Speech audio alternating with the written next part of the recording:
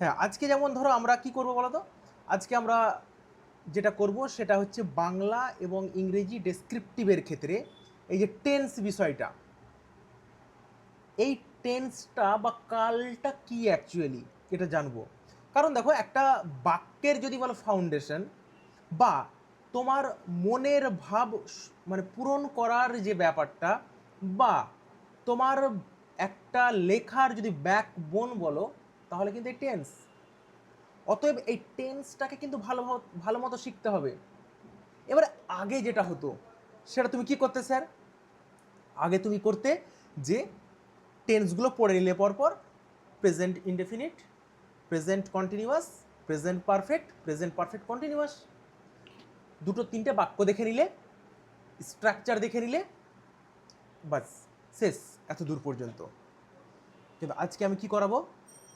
তোমাকে জানাবো এবং স্ট্রাকচারগুলো দেখাবো, এবং তারপরে দেখাবো যে ডেসক্রিপটিভ লেখাই তুমি কোথায় ঠিক কাজেটা লাগাবে।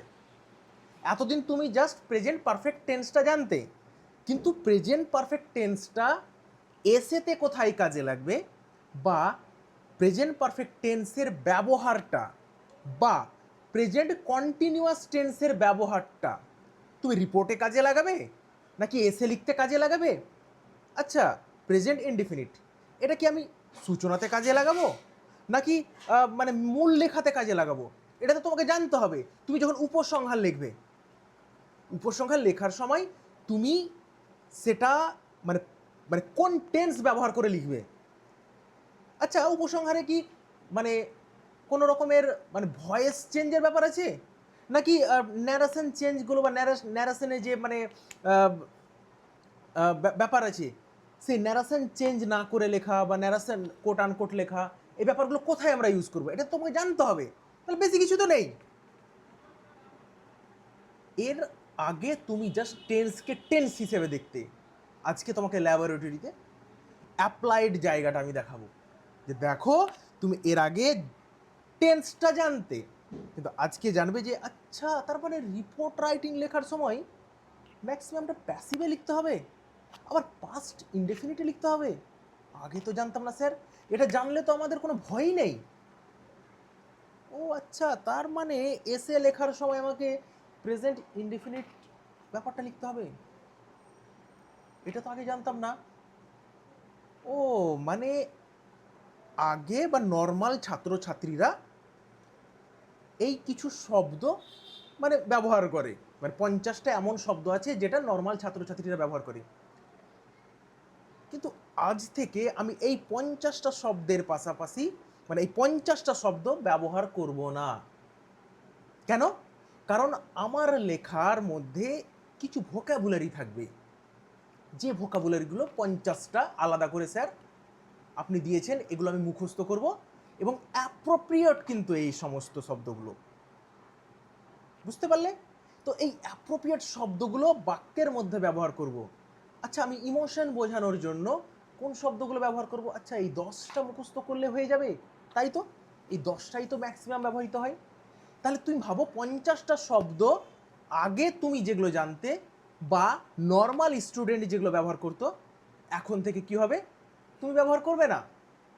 এখন থেকে তুমি অ্যাডভান্স শব্দগুলো ব্যবহার করবে, যেটা কি করবে তোমার বাক্য গঠন যেমন সুন্দর করে দিল, তুমি জানতে পারলে যে কোন টেন্সটা কোথায় ব্যবহার করব, রিপোর্টের ক্ষেত্রে কোন টেন্সগুলো পিক করব, রিপোর্টটা অ্যাক্টিভে লিখবো নাকি প্যাসিভ লিখবো, কেন অ্যাক্টিভ ভয়েস কেন প্যাসিভ ভয়েস।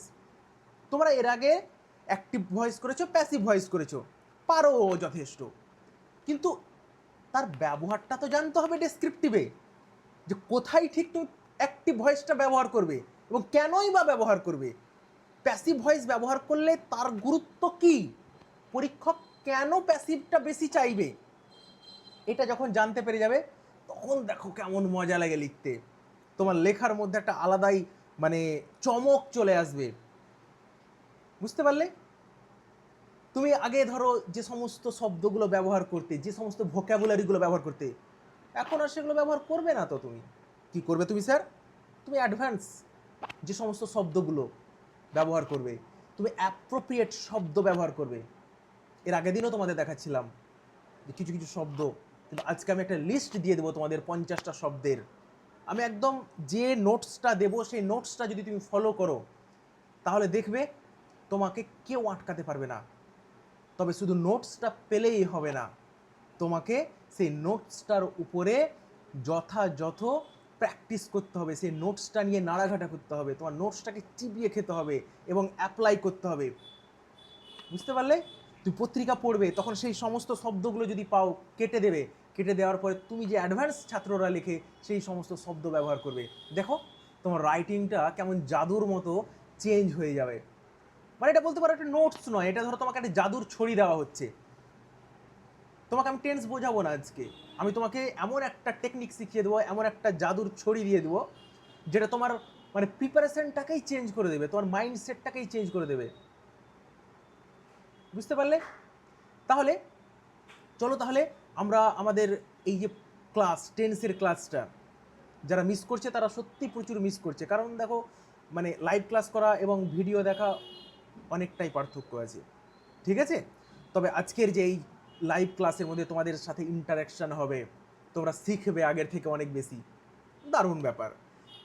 তো আমি ধরো সামনে দিকে এগোনোর আগে তোমাদের জেনে নেব, মানে পরপর জিজ্ঞাসা করব যে তোমাদের একটু প্রাথমিক ধারণা কী কী আছে। এখানে লজ্জার কোনো ব্যাপার নেই, কেউ কাউকে চেনো না, ক্লাস যখন শেষ হয়ে যাবে তখনও কেউ কাউকে চিনবে না, তোমরা আমৃত্যু পর্যন্ত কেউ কাউকে হয়তো সেইভাবে জানবে না।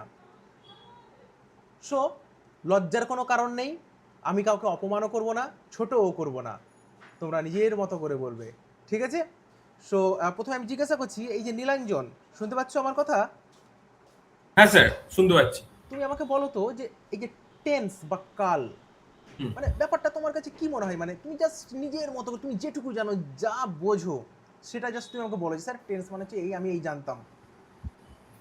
স্যার, আমার যেটা মনে হয় বা টেন্স যতদূর আমি পড়েছি, হুম।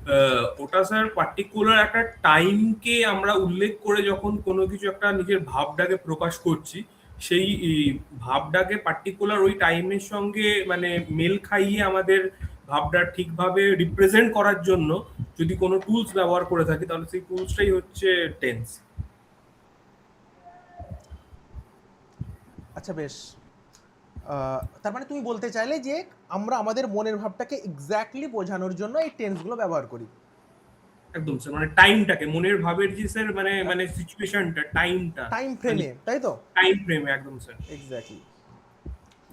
আচ্ছা বিক্রম, শুনতে পাচ্ছ আমার কথা? বিক্রম শুনতে পাচ্ছ? বিক্রম, বিক্রম শুনতে পাচ্ছে না হয়তো। হ্যাঁ স্যার, হ্যাঁ স্যার বলুন। হ্যাঁ বলছি যে এই টেন্স সম্পর্কে তোমার কি ধারণা রয়েছে, মানে তুমি কি জানো টেন্স ব্যাপারটা, একটুখানি বলো। মানে কোনো কাজ কখন ঘটেছে সেই সময়কালটাকে আর কি বোঝানোর ক্ষেত্রে মানে ব্যবহার করা হয়। কোনো কোনো ঘটনা বা কোনো কিছু ঘটছে সেটা কোন কখন ঘটছে সেটা মানে বোঝানোর জন্য টেন্সটাকে ব্যবহার করা হয়। আবার আবার বলো, বুঝতে পারলাম না ঠিক। কোনো কোনো কাজ ঘটার যে সময়কালটা সেটাকেই অ্যাকচুয়ালি টেন্স বলা হয়। সেটা ভবিষ্যতে হতে পারে, মানে হবে, বা পাস্টে হয়ে গেছে, বা বর্তমানে হচ্ছে সেই ঘটনা আর কি। আচ্ছা বেশ, হাবিবুর, শুনতে পাচ্ছ আমার কথা?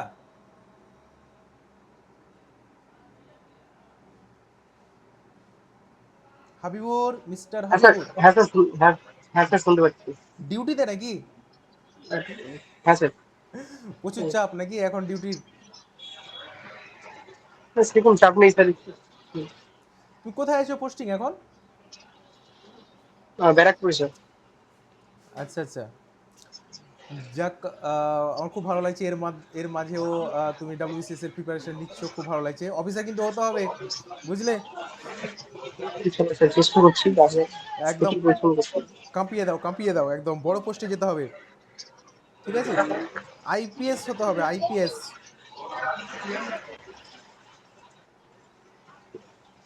তো তো হাবিবুর, আমি তোমাকে জাস্ট জিজ্ঞাসা করছি, তুমি তো ধর আগে পড়েছো তাই না, মানে ছোটবেলা থেকে পড়ে আসছো, তো এই যে টেন্স মানে তুমি কি বোঝো, মানে তোমার কি ধারণা টেন্স ব্যাপারটা নিয়ে?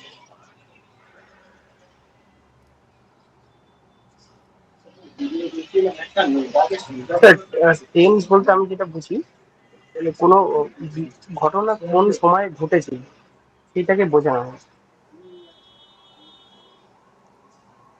মেনলি সময়ের ব্যাপারটা, তাই তো? জি স্যার। যাক, সাথী শুনতে পাচ্ছ আমার কথা? হ্যাঁ স্যার বলুন, শুনতে পাচ্ছি, একটু কেটে গিয়েছিল আমার। হ্যাঁ, বলছি যে টেন্স শুনেছো, ছোটবেলা থেকেই শুনে এসছো টেন্সের ব্যাপারটা, তাই না? হ্যাঁ স্যার। আবার হ্যাঁ। অনেক দিন অনেক টিচারের কাছেও পড়েছো, কিন্তু ঢুকেনি আবার মাথায়, ভুলে গেছো আবার। হুম। হ্যাঁ স্যার, এখন আবার যদি আবার লিখতে দেওয়া যায় তো হাত পা আবার ফুলে যাবে, একটা বাক্য যদি দিই। হ্যাঁ স্যার হবে স্যার, লজ্জা নেই, আমার আমার হবি, ইংলিশ স্যার উইক জোন। ঠিক আছে, অসুবিধা নেই, কারণ হুম। তো আমি তোমাকে একটা জিনিস জিজ্ঞাসা করি যে তুমি এই যে টেন্স ব্যাপারটা সম্পর্কে তোমার কি ধারণা আছে, মানে তুমি টেন্সটাকে কিভাবে বোঝো?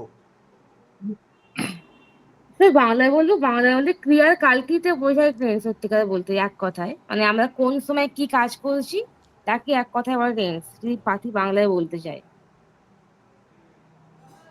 হ্যাঁ, পাতি বাংলায় তো বুঝতে হবে, মানে দেখো ব্যাপারটা, যে কোনো জিনিস পৃথিবীতে, যে কোনো জিনিস তুমি হ্যাঁ। যদি তোমার মতো করে আত্মস্থ না করতে পারো তাহলে কিন্তু শেখা হবে না, তাই না? তুমি যদি অন্যের মতো করে হুম। শিখতে যাও তাহলে কোনো কিছু শেখা হবে না, মানে তুমি তোমার মতো করে শিখবে যে কোনো জিনিস।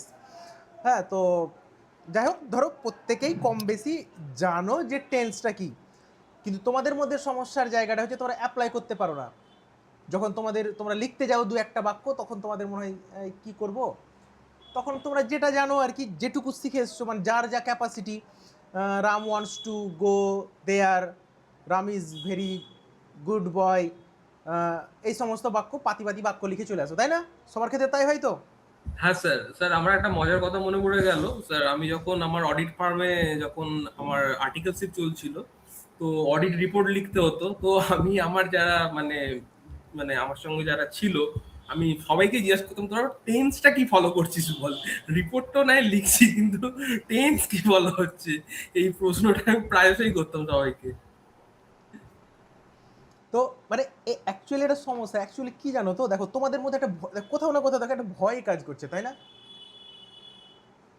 মানে তুমি যেটা লিখছো তার প্রতি কনফিডেন্স নেই তোমার।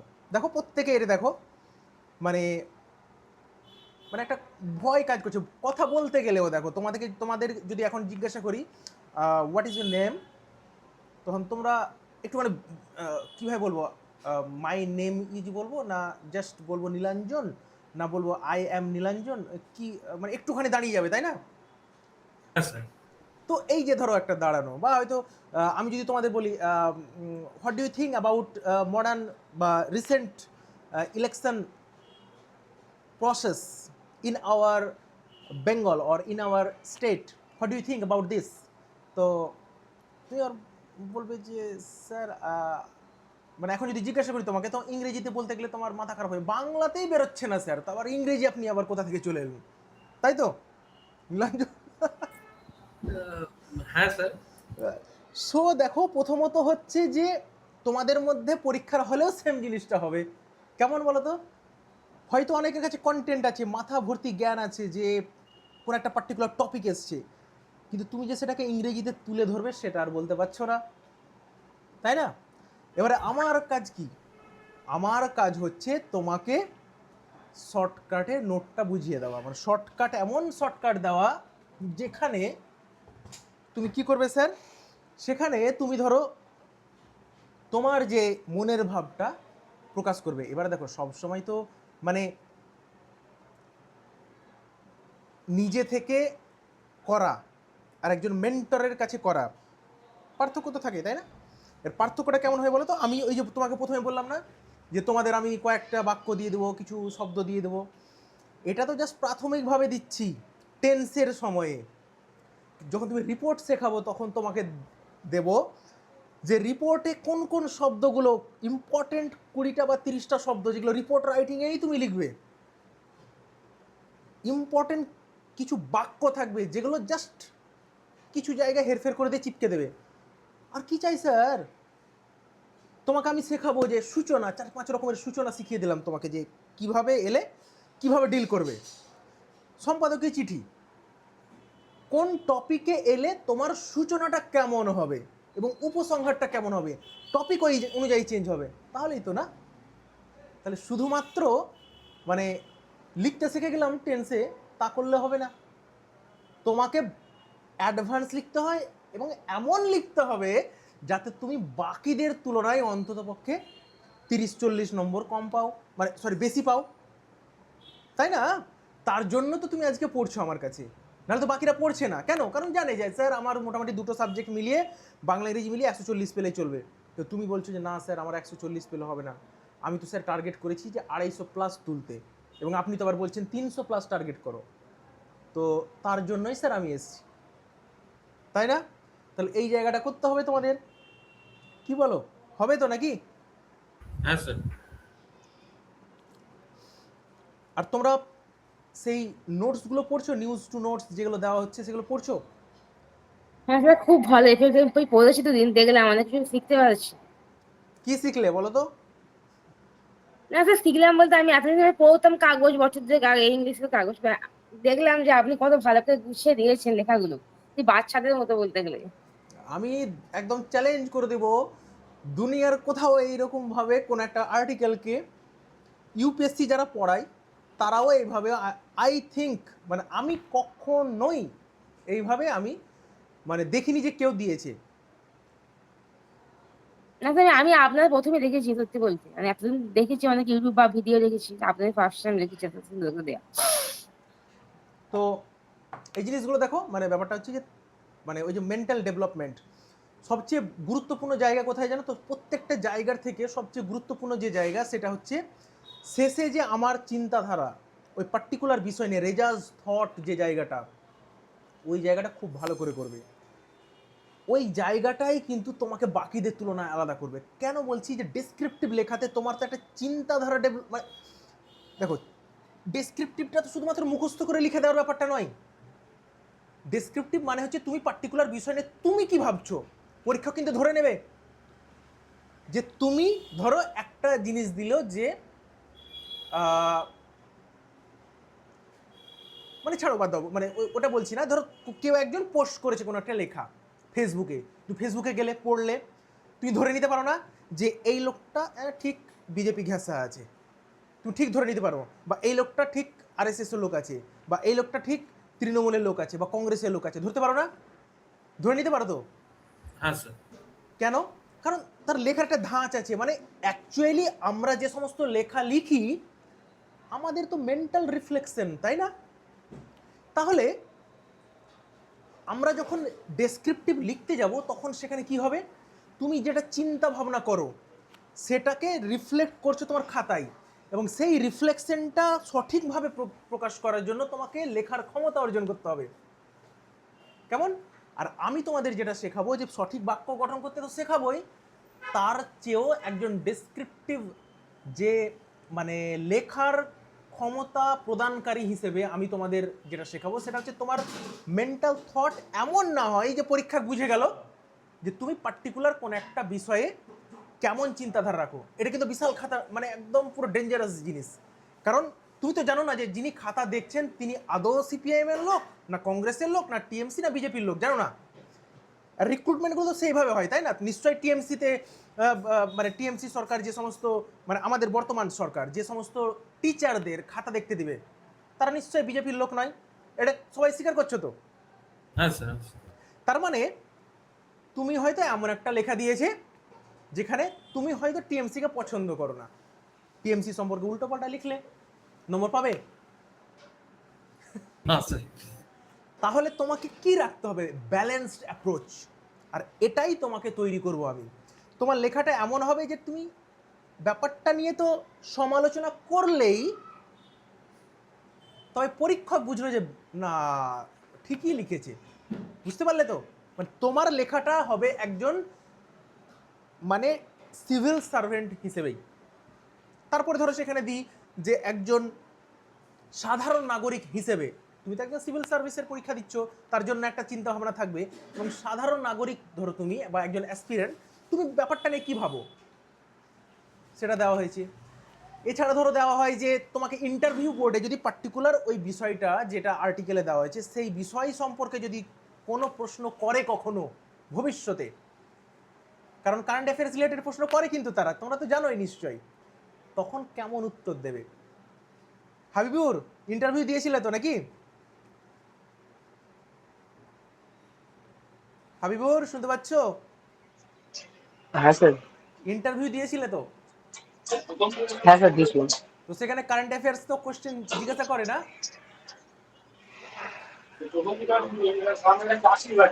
হ্যাঁ সাম্প্রতিক ঘটনা জিজ্ঞেস করে অবশ্যই।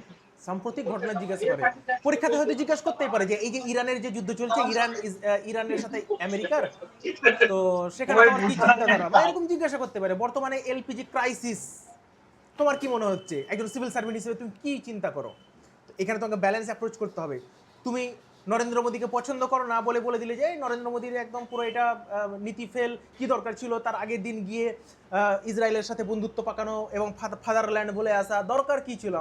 আমাদের ব্যালেন্স অ্যাপ্রোচ করা দরকার। তুমি একদম নরেন্দ্র মোদীকে পছন্দ করো না বলে দিলে, বা হয়তো কেউ এখানে হয়তো বিক্রম নরেন্দ্র মোদীর চরম ফ্যান, তিনি বলছেন না স্যার, মানে একদম ইন্টারভিউ বোর্ডে বলছেন অবশ্যই এটা কোনো ব্যাপার নয়, কারণ আমরা স্যার 2000 টাকা দিয়ে সিলিন্ডার কিনবো, কেন কিনবো না? আমরা রাষ্ট্রের পাশে দাঁড়িয়ে আছি, আমরা অবশ্যই কিনবো। নরেন্দ্র মোদী ঠিক অ্যাপ্রোচ করেছে, দরকার কি? ইরান মরছে মরুক, দরকার নেই, মানে এরকম বলে দিল। তাহলে কি হবে? মানে ওখানে বসে আছে সেভাবে, না ভাই একে অন্ততপক্ষে চাকরি দেওয়া যাবে না। বুঝতে পারলে তো? তো তোমাকে ব্যালেন্স অ্যাপ্রোচ রাখতে হবে। তোমাকে বলতে হতো যে ইরান এবং ইসরায়েল দুজনই আমাদের গুরুত্বপূর্ণ পার্টনার। ইরানের কাছ থেকে যেমন আমরা তেল পাই, মানে শক্তির যোগান পাই, ঠিক তেমনই ডিফেন্সের যে সমস্ত প্যাক্ট বা মডার্ন যে টেকনোলজি, সেগুলো আমরা ইসরায়েলের কাছ থেকে পাই।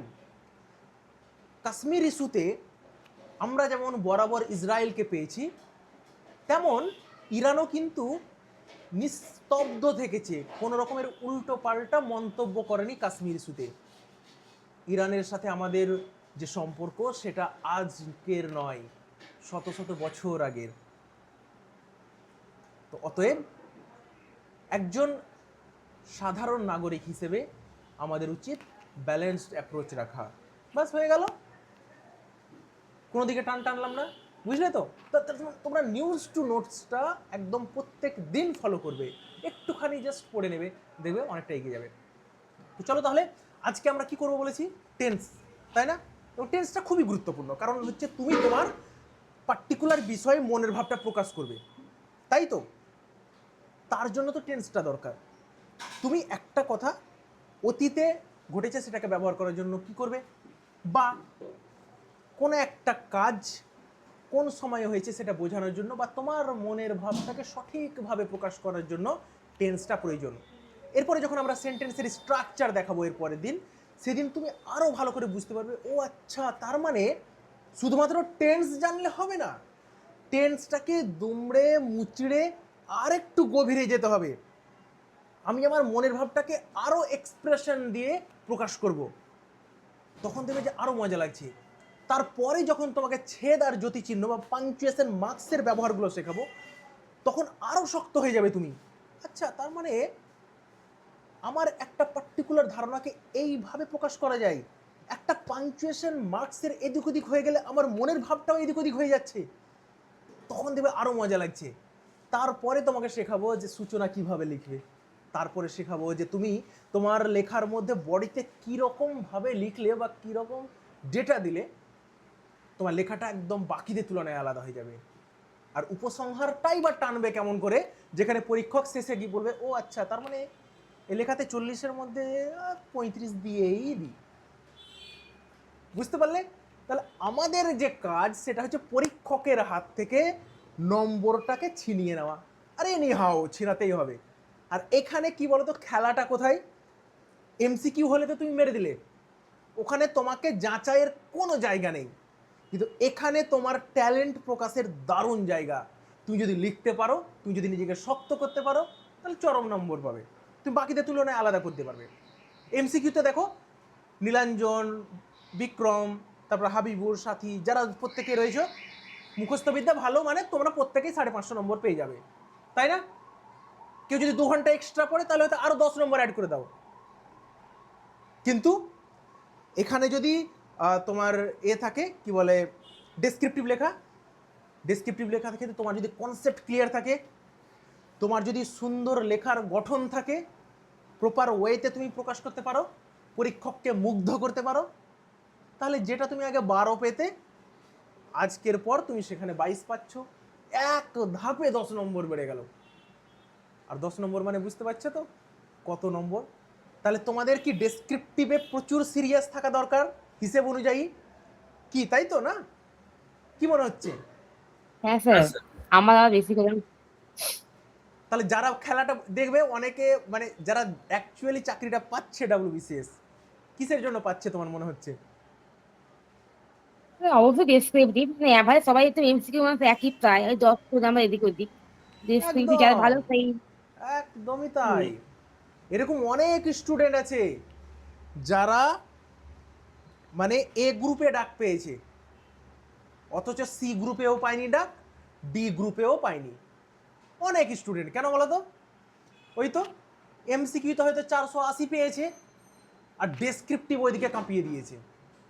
আর যারা হয়তো ডেসক্রিপটিভে মানে ওই ডেসক্রিপটিভ আর অপশনাল কাঁপিয়ে দিয়েছে, দিয়ে কি হয়ে গেছে এক্সিকিউটিভ হয়ে গেছে। আর এদিকে তোমার কেউ কেউ কি করেছে, যা ওরা এবার 480 পেয়েছে, আবার সি আর ডি গ্রুপে যারা ডাক পেয়েছে তারা আবার এমসিকিউ তো কত পেয়েছে 570 580, মানে 100 নম্বর বেশি পেয়েছে এদের থেকে। কিন্তু আবার ডেসক্রিপটিভ আর অপশনালে এদের ধারে কাছে নেই। খেলাটা বুঝতে পারছো তো? তাহলে তোমাকে যদি এ আর বি গ্রুপে ভালো নম্বর পেতে হয় তাহলে ডেসক্রিপটিভে অন্তত পক্ষে ডন হতে হবে। এর জন্য কি করা দরকার স্যার? কিচ্ছু না, তুমি নিজের মতো করে প্রত্যেকদিন যেমন ইচ্ছে তেমন লেখো। আমি যেভাবে বলছি তুমি মানে নিউজ টু নোটস প্রত্যেকদিন পড়ো। কে আটকাবে তোমাকে? কার ক্ষমতা? কিন্তু কি হচ্ছে স্যার, তুমি তো লিখোই না স্যার, পড়ার সময়ই হচ্ছে না স্যার। তুমি ভাবো একটা ছোট্ট আর্টিকেল পড়বে তার জন্য তুমি 40 নম্বর পাবে। একদিনে যদি একটা ছোট্ট আর্টিকেল পড়ো, অথচ পড়ছো না, সেই ঘুরে ফিরে বাবরের বাবার নাম, বাবরের বাবার নাম, বাবরের বাবার নাম, বাবর কোথা থেকে এসেছিল, ফরগুনা জেলা থেকে, ফরগুনা জেলা থেকে, এই করছো, তাই তো না? সেই ঘুরে ফিরে বাবর, সেই ঘুরে ফিরে বাবর, অথচ একটা আর্টিকেল পড়ছো না। যে না একটা দেখি রিপোর্ট পড়ে দেখি, দেখি একটা অ্যাক্সিডেন্টাল রিপোর্ট একটা পেপারে দেখি, অ্যাক্সিডেন্টাল রিপোর্টটা দেখি তো কীভাবে লিখেছে, কীভাবে শুরু করেছে, আচ্ছা তার মানে এইভাবে আমাকে লিখতে হবে। আচ্ছা এই পার্টিকুলার লেখার টাইটেলটা খুব অ্যাট্রাকটিভ মনে হচ্ছে, কেন দেখি তো, আচ্ছা তার মানে এটা লিখতে পারি। করো কেউ কখনো? করো না। অথচ কি করো, এই তোমার বই নিলে, বই নিয়ে এই বসলে, দিয়ে খুললে, হ্যাঁ ফিজিওগ্রাফি অফ ইন্ডিয়া, হিমালয় পর্বতের সর্বোচ্চ শৃঙ্গের নাম হিমালয় পর্বত, হিমালয় পর্বতকে ব্যাস। কিন্তু একটা যে আর্টিকেল পড়বে বা বই পড়বে এটা আর করো না, কি তাই তো? ঠিক বললাম? হ্যাঁ স্যার। তাহলে একটু ব্যালেন্সড অ্যাপ্রোচ নিয়ে চলতে হবে, বুঝতে পারলে? একদম পাগলের মতো পড়ো। মানে কি বলতো, এমসিকিউটা তোমরা তো ধরো কম বেশি করেই নিয়েছো, তাই না? অনেকে কম বেশি জানো। এমসিকিউ করো, এমসিকিউ করো, একদম পাগলের মতো এমসিকিউ করো। দেখো তুমি কত জানো না সেটা বুঝতে পারবে। তোর যে কনসেপ্ট ক্লিয়ার নেই, তুমি যে আটকে যাচ্ছ সেটা বুঝতে পারবে। একটা চ্যাপ্টার পড়লে, চ্যাপ্টার পড়ার পরে ধরো তুমি যে আটকে যাচ্ছ, তার মানে কি তোমার চ্যাপ্টারটা ওই জায়গাটা পার্টিকুলার জায়গায় ক্লিয়ার নেই। তুমি যত এমসিকিউ করবে তত তুমি জায়গাটা ক্লিয়ার করতে পারবে, বুঝলে? তো আশা করছি বোঝাতে পেরেছি।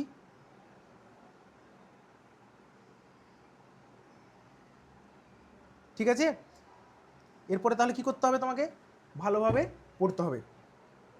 চলো তাহলে আমরা দেখি আজকের যে ক্লাসটা, ঠিক আছে? মানে আমি তোমাদের ধরিয়ে দিচ্ছি বেসিক জায়গাটা, তারপর আমি তোমাদের নোটসগুলো দিয়ে দেবো, সেটা ভালো করে করবে কিন্তু।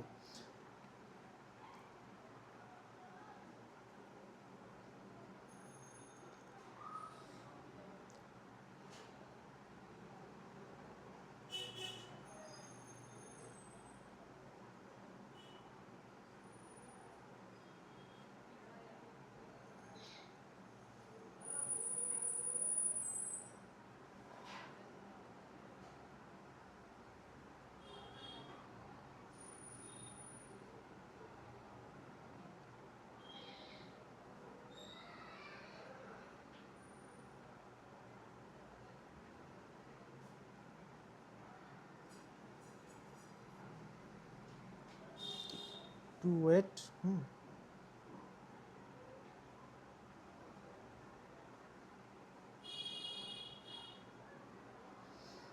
চব্বিশে কে কে অফিসার হতে চাইছো বলো? 2024 WBCS কে কে ভাবছো যে স্যার 2024টাতে আমি কিন্তু করব? কে কে আছো বলো এই দৌড়ে? বিক্রম,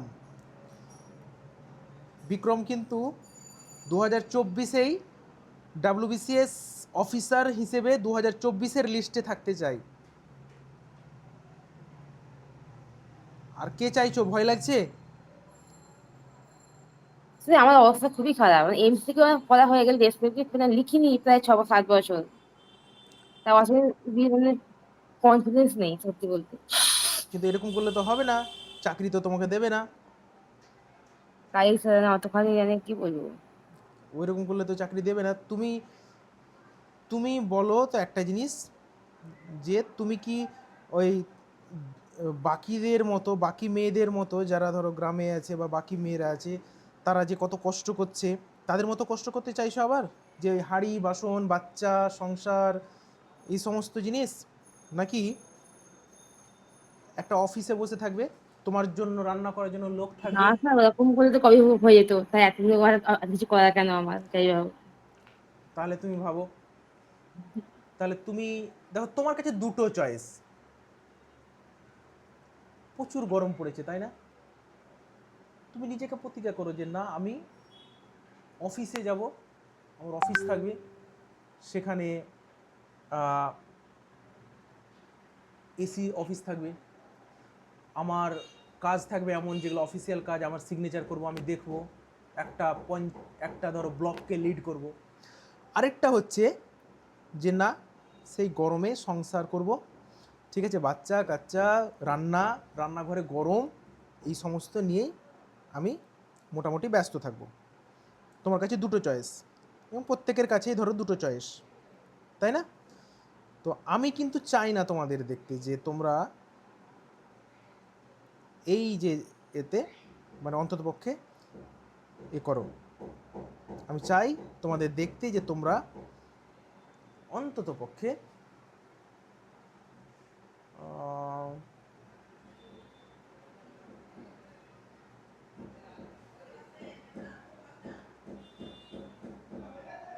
দেখো তো তোমরা দেখতে পাচ্ছ কিনা স্ক্রিনটা?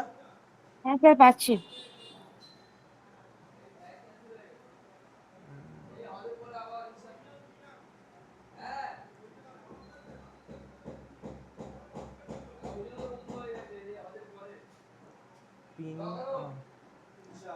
তাহলে এখানে দেখতে পাচ্ছ,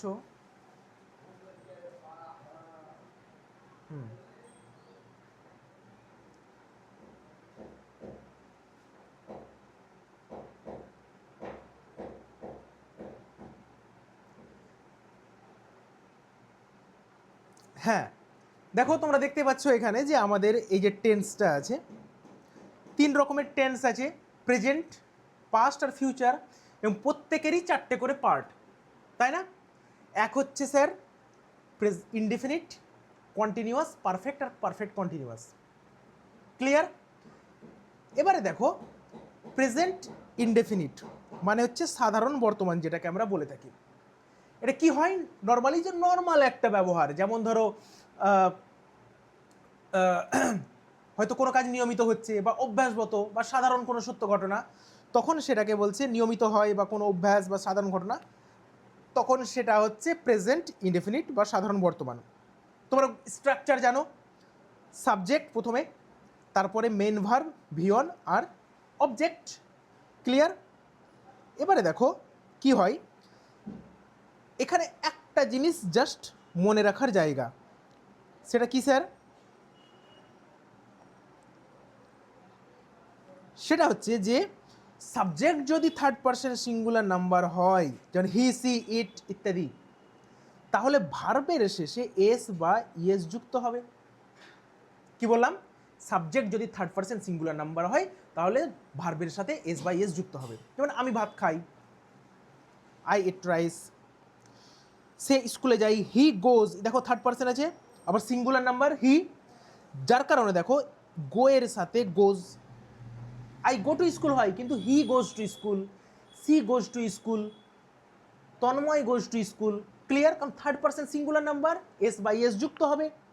এরপরে দেখো সূর্য পূর্ব দিকে ওঠে, the sun rises in the east, চিরন্তন সত্য বলে প্রেজেন্ট ইনডেফিনিট প্রথমত, দ্বিতীয়ত হচ্ছে থার্ড পার্সন সিঙ্গুলার নাম্বার, সেই জন্য ভার্বের সাথে এস বাই এস। এবারে দেখো কিছু এক্সেপশনাল থাকে। কেমন এক্সেপশনাল স্যার? যদি মোডাল ভার্ব তোমরা জানো ক্যান, মাস্ট, তারপরে ধর শুড ইত্যাদি যদি থাকে, তাহলে সাবজেক্ট যাই থাকুক না কেন, third person singular, third person plural, অমুক তুমুক এক্স ওয়াই জি যাই থাকুক না কেন, ভার্বের সাথে এস বাই এস যুক্ত হয় না। তোমরা জানো একটা জিনিস যে মোডাল সব সময় ভিয়ন নেই, মোডাল যে ভার্ব আছে তারপরে ভিয়ন নেই। ক্লিয়ার সবাই এত দূর পর্যন্ত?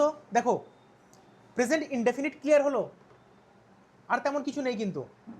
তোমরা লাইক করে দিও যদি বুঝতে পারো তাহলে। বেশ,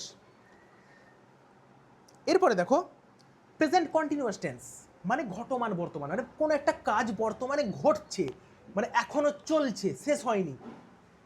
বুঝতে পারলে? কেমন স্যার? উদাহরণটা দিই। যেমন ধরো আমি তোমাদের পড়াচ্ছি কটা থেকে, মোটামুটি ধরো 8টা 15 থেকে ধরো পড়াচ্ছি, তাই না? তাহলে আমি তোমাদের এই যে পড়াচ্ছি এই ব্যাপারটা কি কন্টিনিউয়াস, মানে এখনো পড়াচ্ছি। তাহলে রেজা স্যার পড়াচ্ছেন, এটা যখন তুমি বলতে যাবে তাহলে প্রেজেন্ট কন্টিনিউয়াস টেন্স, পড়ানোর কাজটা এখনো চলছে, তোমরা ক্লাস করছো, still now you are watching the videos, ঠিক আছে? You are in the live classes, okay? তাহলে এখানে দেখো এখনো চলছে, বর্তমানে কোনো কাজ এখনো চলছে, সেটা হচ্ছে প্রেজেন্ট কন্টিনিউয়াস টেন্স, মানে অতীতে কোনো কাজ শুরু হয়েছে এখনো চলছে, এটা হচ্ছে প্রেজেন্ট কন্টিনিউয়াস টেন্স। স্ট্রাকচার কি হবে? সাবজেক্ট, এটা তো লাগবেই। তারপর কি আছে স্যার?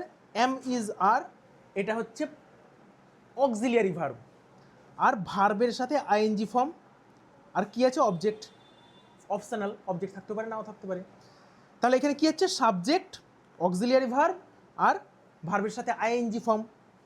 এবারে দেখো উদাহরণ কি আছে? আমি বই পড়ছি, I am reading a book, still now you are reading, বা তুমি ক্লাস করছো। তারা ফুটবল খেলছে, they are playing football. Clear? তারপরে দেখো বৃষ্টি পড়ছে, it is raining, right now it is raining. তাহলে তুমি কী করলে? বৃষ্টি পড়ছে। এই যে ধরো ঘটমান কোনো মানে চলছে, প্রেজেন্ট কন্টিনিউয়াস টেন্স। এবারে দেখো কিছু এক্সেপশনাল আছে, কিছু শব্দ থাকবে যেগুলোর সাথে কখনো আইএনজি যুক্ত হয় না, যেমন সিঙ্গিং। বুঝতে পারলে? যেমন হচ্ছে সিঙ্গিং। সিঙ্গিং ব্যাপারটা কি স্যার? সিঙ্গিং ব্যাপারটা হচ্ছে এরকম যে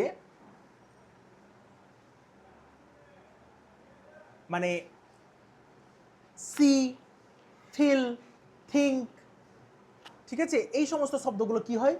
এই সমস্ত শব্দগুলো তোমার কখনোই মানে আইএনজি ফর্ম হয় না। কেমন বলতো? যেমন ধরো আমি বলি তোমাদের যে কোনো কিছু ধরো দেখছো, ধরো একটা পাখি বসে আছে, পাখিকে দেখার ব্যাপারটা এইরকম কি কখনো হয় যে পাখির প্রথমে ঠোঁট দেখলে, তারপরে তার মাথা দেখলে, তারপরে তার মানে ডানাটা দেখলে, তারপরে আস্তে আস্তে লেজের দিকে যাচ্ছে, তারপর পা দেখলে, পরপর একটা কন্টিনিউয়াস প্রসেসে তারপর পূর্ণ হলে তারপরে বললে যে আচ্ছা দেখলাম, এরকম হয় কি না? এক পলকে দেখে নিলে, ফিল করলে। ধরো তুমি তোমার কোনো একটা বান্ধবীকে ফিল করছো, যে তার সাথে ধরে হাত ধরে বসে আছো, ফিল করছো একটা সুন্দর মুহূর্তের কথা। এরকম কি হয় যে না তুমি তার পাশে বসলে, তারপরে এলে, এই যে ফিল করার ব্যাপারটা 20% ফিল করলে, তারপরে 60%, 70%, 80%, 90, এইরকম হয় কি কন্টিনিউয়াস ফরমেশনে ফিল হয় না? 100% ফিল না হলে হবে না। তাহলে সি, ফিল, থিঙ্ক, সিম, এই সমস্ত জিনিস কখনোই মানে কন্টিনিউয়াস ফরমেশনে হয় না। সেই জন্য দেখো এখানে কি আছে? আই অ্যাম নোয়িং ইউ, তোমার কাউকে জানার ব্যাপারটা, এটা কি কখনো কন্টিনিউয়াস ফরমেশনে হবে না স্যার? তাহলে কি হবে?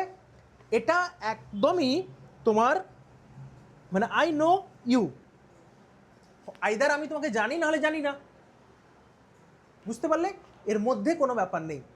তাহলে এটা হচ্ছে এক্সেপশন। এরপরে দেখো present perfect tense. Present perfect টেন্সটা কি স্যার? প্রেজেন্ট পারফেক্ট টেন্সটা হচ্ছে যে কোন একটা কাজ পারফেক্টলি ঘটে গেছে, জাস্ট ঘটলো, প্রেজেন্টেই কোন একটা কাজ পারফেক্টলি ঘটলো, সেটাকে তুমি বললে। যেমন হয়তো এখানে উদাহরণ কি আছে, ধরো আমি কাজটা করেছি, এই যে একটা ব্যাপার, আমি কাজটা করেছি, এই যে একটা মানে ব্যাপার, মনে হচ্ছে না যে এখনো তার ফল বর্তমানে আছে। তাহলে তুমি একটা কোনো একটা কাজ বা কোনো একটা ঘটনা ঘটলো, সেটার ফল এখনো বর্তমান, তখন সেটা হচ্ছে প্রেজেন্ট পারফেক্ট টেন্স। এখানে দেখো কোন একটা কাজ এইমাত্র শেষ হয়েছে, এরকম ফলাফল এখনো বর্তমান আছে, তার ফলাফল, সেটা বোঝাতে গিয়ে প্রেজেন্ট পারফেক্ট টেন্স। এর গঠনটা কি স্যার?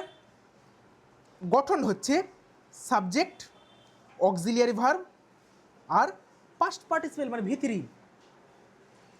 দুটো জিনিস দেখলে, কন্টিনিউয়াস টেন্স আর পারফেক্ট টেন্স, এই দুটো টেন্সে অক্সিলিয়ারি ভার্ব ব্যবহৃত হচ্ছে।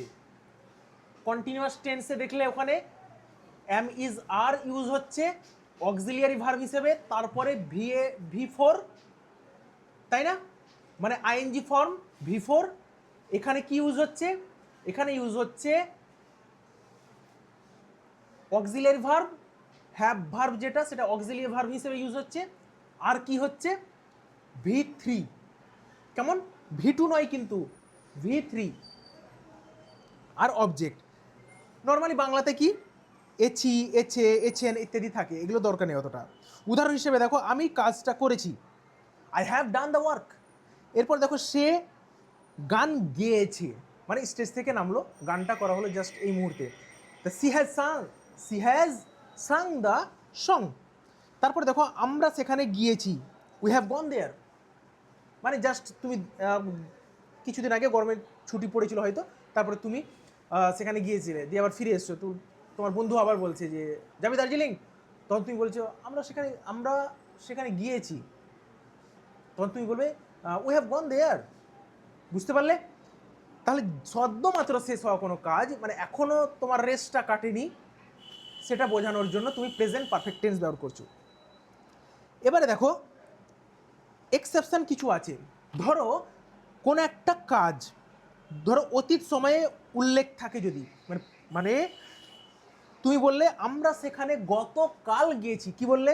এখানে আমরা সেখানে গিয়েছি যদি বলো, তাহলে প্রেজেন্ট পারফেক্ট টেন্স। কিন্তু যদি আবার বলে দাও সেখানে আমরা সেখানে গতকালে, যে গতকাল, তারপরে ধরো শেষ বছর, এই সমস্ত শব্দ, যে শব্দগুলো তোমার বোঝাবে যে পাস্টের কোনো ঘটনাকে উল্লেখ করে দেবে, তাহলে তোমরা এরকম অনেক সময় কনফিউজ হয়ে যাও যে স্যার প্রেজেন্ট পারফেক্ট না পাস্ট ইনডেফিনিট, মানে বাক্যটা ঠিক বুঝতে পারছি না। এই যে দেখো আমরা সেখানে গিয়েছি যখন বলবে কোন একটা বাক্যে, তখন তুমি সেখানে কি করবে? Present perfect tense. কিন্তু যখন বলে দিবে যে আমরা সেখানে গতকাল গিয়েছি, এই যে গতকাল শব্দটা পেয়ে গেছো, তার মানে তোমার প্রেজেন্ট পারফেক্ট করলে হবে না, তখন সেখানে পাস্ট ইনডেফিনিট করতে হবে। ক্লিয়ার হলো? দেখো তো, বুঝাতে পারলাম?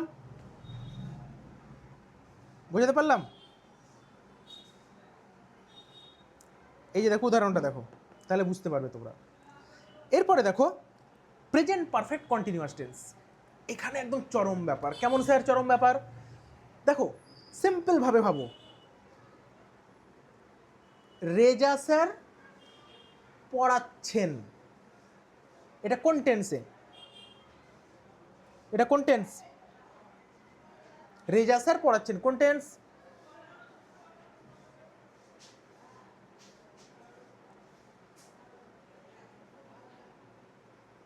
এক্ষুনি বললাম তো, শুনতে পাচ্ছ? Present continuous. Present continuous tense, Reza sir পড়াচ্ছেন। এবারে তুমি কি বললে? রেজা স্যার 8:15 থেকে পড়াচ্ছেন। একটা হচ্ছে রেজা স্যার পড়াচ্ছেন, আর একটা হচ্ছে রেজা স্যার 8:15 থেকে পড়াচ্ছেন। এখানে কি করলে? তুমি টাইম একটা দিয়ে দিলে না, 8:15 থেকে। তার মানে শুরু কটা থেকে সেটা তুমি বলে দিলে এক্স্যাক্ট, একটাতে তুমি এক্স্যাক্টলি বললে না, আর একটাতে এক্স্যাক্টলি বা পারফেক্টলি বলে দিলে। আগেরটা ছিল কন্টিনিউয়াস, এখন তুমি যেহেতু পারফেক্টলি বলে দিলে সেহেতু পারফেক্ট কন্টিনিউয়াস। দেখো তো ধরতে পারলে কিনা? হ্যাঁ স্যার, বুঝতে পারলাম।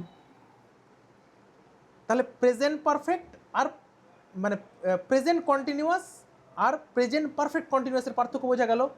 এরপরে তো আর কি স্যার, স্ট্রাকচারের খেলা। পারফেক্টের জন্য হ্যাভ হ্যাভ হ্যাভ ইউজ করব, বুঝতে পারলে তো? তাহলে এই যে ধরো তোমাদের মানে এই ছোট্ট জায়গাটা বোঝানোর। এর আগে যেমন দেখালাম তোমাকে যে এই যে আমি গতকাল গিয়েছি আর আমি গিয়েছি, যখন আমি গিয়েছি সেটা হচ্ছে প্রেজেন্ট পারফেক্ট টেন্স, আর আমি গতকাল গিয়েছি সেটা হবে পাস্ট ইনডেফিনিট। ঠিক তেমনই আমি মানে রেজা স্যার 8টা থেকে পড়াচ্ছেন আর রেজা স্যার পড়াচ্ছেন। এবার তুমি দেখো পারফেক্টটা কেন হলো। নর্মালি ফিল করো তো একটা জিনিস, তোমাকে যদি কেউ বলে যে রেজা স্যার পড়াচ্ছেন, তখন তুমি কি বলবে? ও রেজা স্যার পড়াচ্ছেন, আচ্ছা ঠিক আছে। কিন্তু আমি যখন পারফেক্টলি বলে দেবো তো যে রেজা স্যার 8টা থেকে পড়াচ্ছেন, তখন তুমি ও বাবা 8টা থেকে, তার মানে এখন তো 9টা 15 বাজছে, 9টা 10, মানে 1 ঘন্টা 10 মিনিট ক্লাস হয়ে গেল। তোমার মধ্যে দেখো অন্যরকম একটা ক্লিক করছে না?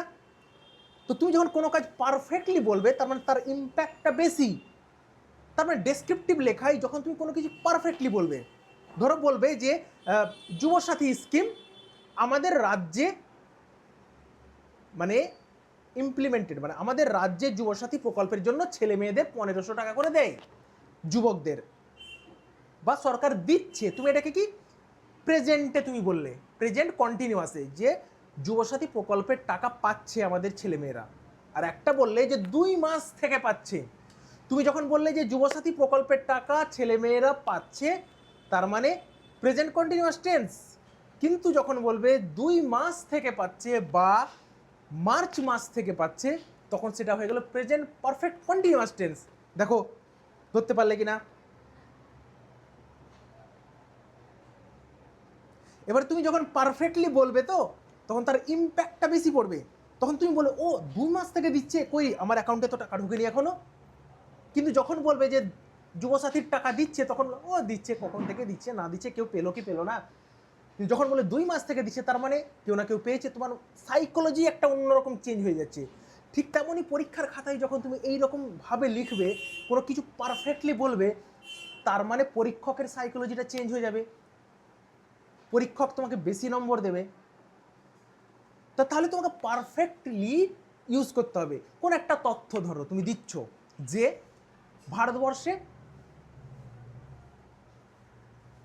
ভারতবর্ষের বর্তমান নারীরা অনেকটাই শিক্ষিত একটা, আর একটা পারফেক্টলি তুমি বলছো ভারতবর্ষের 20% নারী শিক্ষিত। একটা পারফেক্টলি বললে আর একটা ইমপারফেক্টলি বললে, কোনটার ইম্প্যাক্ট বেশি বলে তোমার মনে হচ্ছে? Second one. Second one. তাহলে তুমি যখনই লিখবে তখন পারফেক্টলি বলবে তাকে। কথা বলার সময়ও তুমি ধরো কোন একটা বন্ধুর কাছে টাকা পাও, তুমি যদি বলো তোমার বন্ধুকে এই তোর কাছ থেকে আমি যে টাকাটা পাই সেটা তো দিবি, আরেকটা যদি এই তোর কাছ থেকে যে আমি 5000 টাকা পাই সেটা দিবি, কোনটা বেশি মানে তার ক্লিক করবে, ও বল ও বাবা 5000 টাকা পাই, কোনটাতে ইম্প্যাক্ট বেশি পড়বে মনে হচ্ছে তোমার? তুমি যদি উল্লেখ করে দাও যে তোর কাছ থেকে আমি 5000 টাকা পাই সেটা দিবি, তোর কাছ থেকে টাকা পাই সেটা দিবি, কোনটা বেশি ইম্প্যাক্ট করবে? Second one. মেনশন করলে। মেনশন করলে। বুঝতে পারলে তো? তাহলে প্রত্যেকটা জায়গাতে তোমাকে পারফেক্টলি যদি ইউজ করো, যে কোনো জিনিস পারফেক্টলি বলে দাও, তার ইম্প্যাক্টটা বেশি পড়বে। তুমি যখন বলবে যে ভারত মানে আমাদের ওয়েস্ট বেঙ্গলে কেন্দ্রীয় বিভিন্ন মন্ত্রী প্রচারের জন্য এসেছেন, আর তুমি যখন বলবে আমাদের ওয়েস্ট বেঙ্গলে নরেন্দ্র মোদী অমিত শাহর মতো তাবড় তাবড় নেতা ওয়েস্ট বেঙ্গলে প্রচারের জন্য এসেছেন, দ্বিতীয়টার ইম্প্যাক্ট বেশি, প্রথমটার কম। তাহলে লেখার ধরনটা বুঝতে পারছো তো? তুমি কেন বাকিদের তুলনায় তোমার লেখাতে বেশি নম্বর পাবে, এটাই খেলা, আর কিচ্ছু নেই। বাকি সবাই তো এক্সাইজি, সবাই তো লিখবে, কিন্তু তুমি একটুখানি অন্যরকম ভাবে লিখবে। বুঝতে পারলে? তাহলে এখানে দেখো পারফেক্ট টেন্স, এই যে ধরো এখানে প্রেজেন্ট পারফেক্ট টেন্স, এর স্ট্রাকচার দেখো, সাবজেক্ট আছে, present perfect continuous tense, subject আছে হ্যাভ বিন আর হ্যাজ বিন। হ্যাভ তো তোমার হচ্ছে পারফেক্টের জন্য, আর বিনটা হচ্ছে হ্যাভ মানে অ্যাকচুয়ালি বি এর V3 হচ্ছে কি বিন, তাই তো? তাহলে ভার্বের পরে মানে হ্যাভের পরে বিন হলো, আবার ভার্বের সাথে আইএনজি ফর্ম। ক্লিয়ার? আর এমনি ধরো সিন্স আর ফর, এটা ধরো টাইমের জন্য বোঝাই, কতদিন থেকে কোথা থেকে, পারফেক্টলি বোঝানোর জন্য। ক্লিয়ার? এবার দেখো পয়েন্ট অফ টাইম বোঝানোর জন্য সিন্স, এটা মনে রাখবে। আর যদি একটা ডিউরেশন বোঝাই, তাহলে ধরো সকাল থেকে বৃষ্টি হচ্ছে, ঠিক আছে, সকাল থেকে বৃষ্টি হচ্ছে, তাহলে সিন্স মর্নিং। আবার 2 ঘন্টা ধরে বৃষ্টি হচ্ছে, তাহলে ফর অ্যান আওয়ার। একটা ডিউরেশন বোঝাচ্ছে 2 ঘন্টা, একটা ডিউরেশন 2 বছর, 2 মাস, 5 বছর ধরে পরীক্ষা হয়নি, তাহলে ফর 5 ইয়ার্স। আবার 2002 থেকে পরীক্ষা হয়নি বা 2012 থেকে পরীক্ষা হয়নি, তখন সিন্স 2022 বা 2012 ধরতে পারলে দেখো। তারপর দেখো এই উদাহরণগুলো তোমরা দেখে নেবে, একদম পারফেক্টলি তোমরা ইউজ করবে। ক্লিয়ার? এবার দেখো এখানে একটা কম্প্যারিজন টেবিল রয়েছে প্রেজেন্টের জন্য, এটা একদম মনে রাখবে, ঠিক আছে? এটা দেখে নেবে তোমরা। এরপর দেখো পাস্ট টেন্স। পাস্ট টেন্সটা কি স্যার?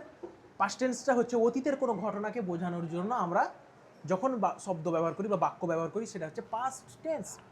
এবারে এখানে দেখো আগের মতোই past indefinite, past continuous, past perfect tense, past perfect continuous.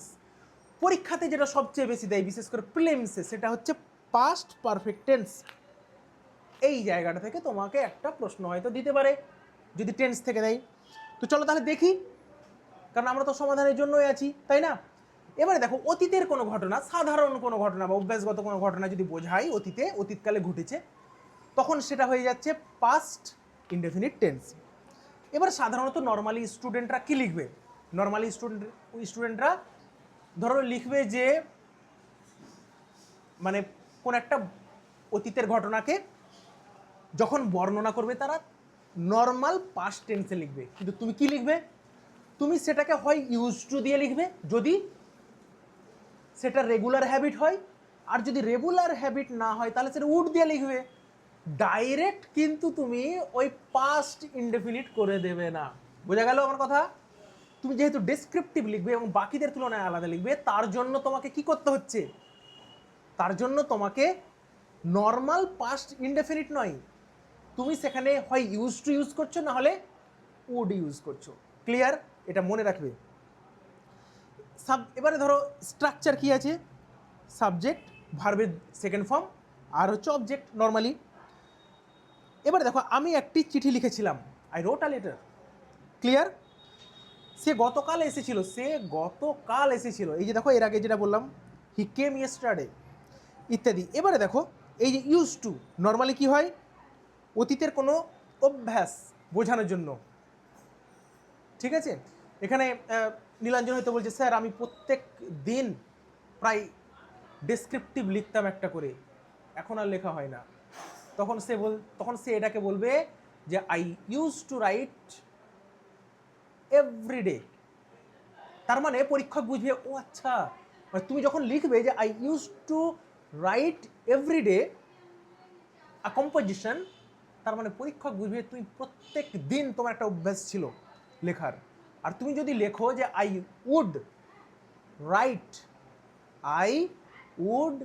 Right a composition everyday, তার মানে পরীক্ষক বুঝবে যে ও আচ্ছা, তুমি সপ্তাহে তো কখনো লিখলে না, কিন্তু অতীতে লিখতে, মানে এরকম যে লিখতে না। তাহলে উড যখন দেবে, তার মানে তুমি হয়তো মঙ্গলবার লিখলে, তো হয়তো শুক্রবার, তারপর হয়তো রবিবার একটা লিখলে, কোনো সপ্তাহ পুরো গ্যাপ দিয়ে দিলে, কিন্তু লিখতে এরকম। কিন্তু যখন তুমি ইউজ টু ইউজ করলে, তার মানে পরীক্ষক বুঝবে যে তুমি প্রত্যেক দিন, সোম, মঙ্গল, বুধ, বৃহস্পতি, প্রত্যেক দিন একটা করে লিখতে। তাহলে ইউজ টু আর উডের ব্যবহারটা বুঝতে পারলে? বুঝতে পারলে না পারলে না? হ্যাঁ স্যার। ক্লিয়ার হলো সবার এতদূর পর্যন্ত? আশা করছি। এরপরে দেখো past continuous tense. Past continuous হচ্ছে অতীতের কোনো একটা ঘটনা একটা নির্দিষ্ট সময় পর্যন্ত চলেছিল। দেখো প্রেজেন্ট কন্টিনিউয়াস এর কাজ হচ্ছে এখানে শুরু হয়েছিল, ঠিক আছে, এখনো চলছে। আর পাস্ট কন্টিনিউয়াস হচ্ছে এখানে শুরু হয়েছিল, কন্টিনিউয়াস চলে এখানে শেষ হয়ে গেছে। কারণ প্রেজেন্টে, ঠিক আছে, ব্যাপারটা হয়ে বুঝতে পারলে? তার মানে একটা নির্দিষ্ট সময় পর্যন্ত চলে থেমে যায়, সেটা হচ্ছে পাস্ট কন্টিনিউয়াস। আর একটা নির্দিষ্ট সময়ে শুরু হয়েছিল কিন্তু এখনও চলছে, সেটা হচ্ছে প্রেজেন্ট কন্টিনিউয়াস। এবারে মজার ব্যাপারটা হচ্ছে যে তোমার পারফেক্টের ক্ষেত্রে আমি কি বলেছিলাম, কখন শুরু হয়েছে এটা কিন্তু বলে দিয়েছি প্রেজেন্টে, কিন্তু এখনও যেহেতু চলছে তাই প্রেজেন্ট পারফেক্ট কন্টিনিউয়াস। এবারে যখন আমি শুরুটাও বলে দেব শেষটাও বলে দেব, কিন্তু কন্টিনিউয়াস চলেছিল। কেমন? যেমন তুমি হয়তো বললে প্রেজেন্ট কন্টিনিউয়াস মানে প্রেজেন্ট পারফেক্ট কন্টিনিউয়াস টেন্সে যে রেজাসের 8টা থেকে পড়াচ্ছেন, এটা হচ্ছে প্রেজেন্ট পারফেক্ট কন্টিনিউয়াস। আর প্রেজেন্ট মানে পাস্ট পারফেক্ট কন্টিনিউয়াস হচ্ছে যে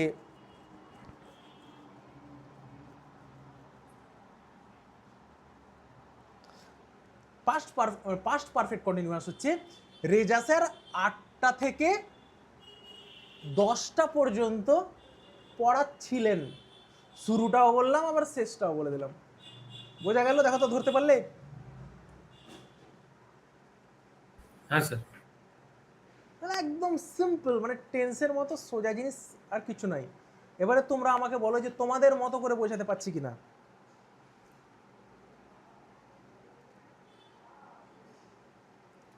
হ্যাঁ স্যার, বুঝতে পারছি। এবারে এগুলোকে ধরো অ্যাপ্লাই করতে হবে, জাস্ট আর কিচ্ছু নেই, একদম সিম্পল জিনিস। শুধু শুধু তোমরা ভয় করতে, তাই না? এরপর দেখো অতীতকালে কোনো কাজ কিছু সময় ধরে চলেছিল, এটা বোঝানোর জন্য এর স্ট্রাকচারটা দেখে নিও। সাবজেক্ট ওয়াজ ওয়্যার, প্রেজেন্ট হলে এম ইজ আর, ভার্বের সাথে আইএনজি, অবজেক্ট, আর কিচ্ছু নেই এখানে, শুধু অক্সিলারি ভার্বটা চেঞ্জ করে দিলেই হয়ে গেল পাস্ট আর প্রেজেন্ট বোঝানোর জন্য। তারপরে দেখো সিঙ্গুলার সাবজেক্ট ওয়াজ, প্লুরালের হলে ওয়্যার, আর তেমন কিছুই নেই। ক্লিয়ার? এবারে দেখো কি আছে, আমি তখন বই পড়ছিলাম, আই ওয়াজ রিডিং আ বুক দেন, ঠিক আছে। তারপরে মা রান্না করছিলেন, মাদার ওয়াজ কুকিং। এই সমস্ত জিনিস আছে। এবারে দেখো একটা জিনিস এখানে যে এক্সেপশন কিছু থাকে, যখন অতীতকালে একটি কাজ চলাকালীন আরেকটা কাজ ঘটে তখন চলমান কাজটি পাস্ট কন্টিনিউয়াস এবং অন্যটি পাস্ট ইনডেফিনিট হয়। যেমন আমি যখন পড়ছিলাম তখন সে এলো, I was reading when he came. মানে ধরো দুটো কাজ অতীতকালে বোঝাচ্ছে, দুটোই আবার কন্টিনিউয়াস। মানে তুমি ধরো এলে, আসার কাজটা একটা অতীতকালে, আবার সে পড়ছিল, দুটো কাজই কি হচ্ছে পাস্ট কন্টিনিউয়াসে। এবারে যে কাজটা ধরো কি হচ্ছে আগে চলছিল, সেটা হয়ে গেল কন্টিনিউয়াস এবং পরেরটা প্রেজেন্ট ইনডেফিনিট। এই যে দেখো, আমি যখন পড়ছিলাম তখন সে এলো, আই ওয়াজ রিডিং আমি যখন পড়ছিলাম, হোয়েন হি কেম যখন সে এলো, ঠিক আছে। এরপরে দেখো past perfect tense. Past perfect কী হয় স্যার? পাস্ট পারফেক্ট হয় অতীতে ধরো দুটো কাজ ঘটেছে, অতীতে ধরো দুটো কাজ, মানে এখানে ধরো এতদূর পর্যন্ত একটা কাজ, এখান থেকে এতদূর পর্যন্ত একটা কাজ। এবারে ধরো এটা হচ্ছে পাস্ট, ঠিক আছে, এটা এটা হচ্ছে 1 নম্বর, এটা হচ্ছে 2 নম্বর। এবারে দেখো অতীতে দুটো কাজ ঘটেছে, কেমন? এবারে 1 নম্বর কাজটাকে যদি আলাদা করে বোঝাও সেটা তো অতীতে, তার মানে সে প্রেজেন্ট পাস্ট ইনডেফিনিট। 2 নম্বর কাজকে যদি বোঝাও আলাদা করে শুধুমাত্র, তাহলে সে কি? সে হচ্ছে পাস্ট ইনডেফিনিট। কিন্তু ধরো দুটো কাজকে একসাথে তুমি বলতে গেলে, তখন দেখো তো একটা কাজ তো আগে হয়েছে আর একটা পরে হয়েছে, তাই না? তাহলে যে কাজটা আগে হয়ে গেছে তাহলে সেটা তো পারফেক্টলি ডান। কার সাপেক্ষে? পরের কাজটার সাপেক্ষে। ধরো তুমি স্কুল ছুটি হওয়ার পরে মুড়ি খেয়েছিলে কিনে, স্কুল ছুটি হওয়ার পরে তুমি স্কুলে মুড়ি খেয়েছিলে কিনে রাস্তার ধারে। দুটো কাজ অতীতে ঘটেছে, একটা হচ্ছে স্কুল ছুটি হয়েছিল, পাস্টের ঘটনা, তুমি মুড়ি কিনে খেয়েছিলে, সেটাও পাস্টের ঘটনা। তুমি যদি বলো যে আমি স্কুল ছুটি হয়েছিল এটাকে বোঝাবো, তখন স্কুল ছুটি হওয়ার ব্যাপারটা হচ্ছে পাস্ট ইনডেফিনিট। আবার আলাদা করে তুমি যদি বলো যে আমি মুড়ি খেয়েছিলাম, সেটাও আবার পাস্ট ইনডেফিনিট, আলাদা করে বোঝাচ্ছে। এবার দুটো ঘটনাকে তুমি একসাথে বলতে চাইছো, তখন হয়ে যাবে কি একটা ঘটনা, মানে মুড়ি খেয়েছিলে পরে, তার মানে আগের কাজটা পারফেক্টলি হয়ে যাওয়ার পরে তুমি মুড়ি খেয়েছিলে, মানে স্কুল ছুটি না হলে তো তুমি মুড়ি খেতে না। ধরতে পারলে? তাহলে এই রকম ঘটনা যখন তুমি দেখতে পাবে বা উপস্থাপন করতে যাবে, তখন তুমি এই যে পাস্ট পারফেক্ট টেন্স তার ব্যবহার করবে। এই রকম ব্যবহার কোথায় হয় স্যার? হয় কেমন? কোথাও একটা অ্যাক্সিডেন্ট হয়েছে, তুমি রিপোর্ট লিখতে দিয়েছে, write a report on road accident in ধরো বনগাঁ, তখন তুমি লিখছো।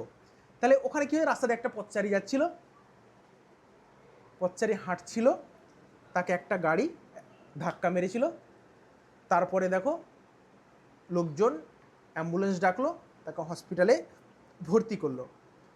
তুমি দেখো অ্যাকচুয়ালি খেয়াল করে প্রত্যেকটা ঘটনাকে আলাদা আলাদা যদি করে বলো, তাহলে প্রত্যেকটা ঘটনা কিন্তু পাস্টে, কিন্তু যখন একসাথে বর্ণনা করতে যাবে একটা ঘটনা মানে এতে, তখন আগের ঘটনাগুলো কিন্তু সব পারফেক্টলি ডান হয়ে গেছে, শেষের ঘটনাটা তখন পাস্ট ইনডেফিনিট হবে। দেখো ধরতে পারলে? মানে লোকটিকে ধাক্কা, লোকটি হাঁটছিল, এই ঘটনাটাকে তুমি কি করলে? পারফেক্ট করলে, তারপরে গাড়ি ধাক্কা মেরেছিল, এটা হচ্ছে পাস্ট ইনডেফিনিট টেন্স। এরকম ঘটনা আরও তুমি ধরো প্রকাশ করতে পারবে এর ক্ষেত্রে, রিপোর্টের ক্ষেত্রে। কেমন? যে কোনো একটা লোক যাচ্ছিল পথচারী, বা হয়তো অ্যাক্সিডেন্ট, একটা লোক অ্যাক্সিডেন্ট হয়ে গেছিলো, তাকে হসপিটালে পাঠানো হলো, তাহলে অ্যাক্সিডেন্ট হওয়ার ঘটনাটাকে পাস্ট পারফেক্ট টেন্স, এবং তাকে হসপিটালে পাঠানো হয়েছিল সেটা প্রেজেন্ট পাস্ট ইনডেফিনিট। দেখো ধরাতে পারলাম কি পারিনি? দেখো পারলাম। হ্যাঁ স্যার, স্যার আর একটা যেটা ফার্স্টে যেটা উদাহরণ দিলেন, মানে যখন স্যার মানে দুইয়ের অধিকও যখন স্যার ঘটনা ঘটছে, মানে যেগুলো মানে পারফেক্টলি ঘটে যাচ্ছে, শুধু সেইগুলোকে রেখে দিয়ে একদম লাস্টে যে ঘটনাটা ঘটছে সেটাকে শুধু স্যার ইনডিফিনিটে করছি পাস্টের, আর বাদ বাকিগুলোকে পাস্ট পারফেক্টে করছি। তো একদম একদম পাস্ট পারফেক্টে তুমি লিখে দেবে।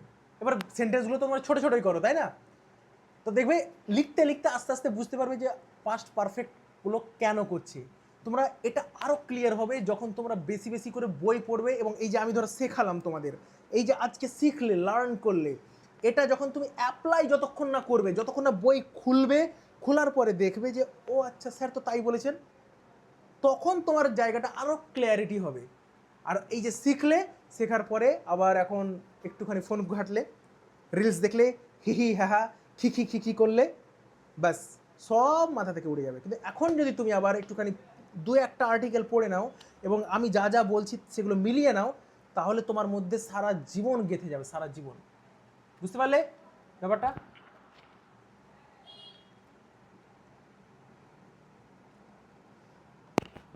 এরপরে দেখো একটা জিনিস তোমরা খেয়াল করবে যে প্রায় তোমরা দেখেছো এই উদাহরণগুলো, ছোটবেলা থেকেই তোমরা দেখে এসছো যে ডাক্তার আসিবার পূর্বে রোগীটি মারা গেল, তারপরে ধরো স্টেশনে পৌঁছানোর আগে ট্রেনটি ছেড়ে দিয়েছিল, এই যে ঘটনা।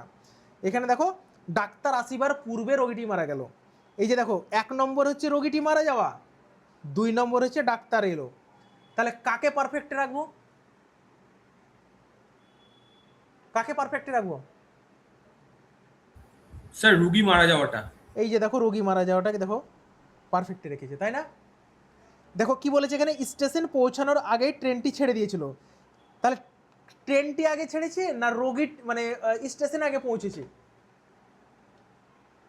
ট্রেনটি ট্রেনটি আগে ছেড়ে- ট্রেনটি ট্রেনটি আগে ছেড়েছে। তাহলে যে কাজটা আগে হয়েছে তাকে পারফেক্টে করবো, তো কাকে পারফেক্টে করব? হ্যাঁ স্যার, যেটা আগে হয়েছে সেটা আগে পারফেক্টে করবো।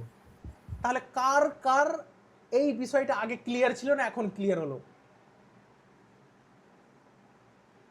কে কে আছো?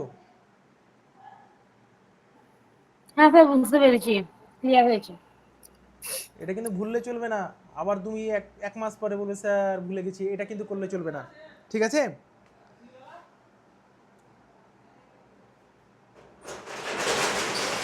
এরপরে দেখো এখানে একটা টিপস দেওয়া হচ্ছে, বিফোরের আগে হ্যাড প্লাস ভি3 আর আফটারের পরে হ্যাড প্লাস ভি3 বসে, ঠিক আছে?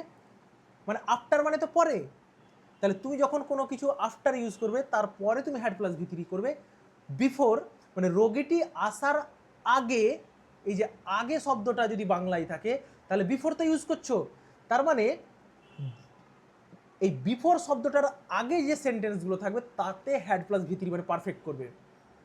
আর ট্রেনটা ধরো পরে ছাড়ছে, ধরো যেটা করলাম, তাহলে স্ট্রাকচার অনুযায়ী তুমি আফটার এবং বিফোর পরে হ্যাড প্লাস ভি3 ইউজ করবে। ক্লিয়ার এত দূর? এরপর দেখো পাস্ট পারফেক্ট কন্টিনিউয়াস কি বলছে, অতীতকালে দুটো কাজের মধ্যে একটা কাজ কি হয় দীর্ঘ সময় ধরে চলছিল এরকম বোঝানোর জন্য।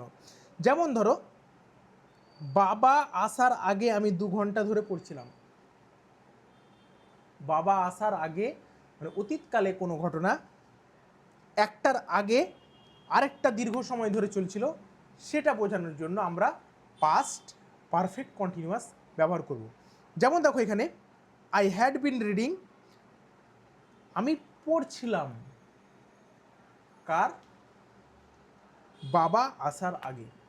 তাহলে বাবা এলো, এই যে এর আগে যেটা বুঝালাম দুটো ঘটনা, কিন্তু আগে কি ছিল? একটা ঘটনা পারফেক্টলি ডান, কিন্তু এখন বোঝাচ্ছে যে একটা ঘটনা তো পাস্টে আছে। আগে কি ছিল দেখো, আগে ছিল পাস্টের রেসপেক্টে, মানে একটা পাস্টের রেসপেক্টে আরেকটা পাস্টকে পারফেক্ট করলাম।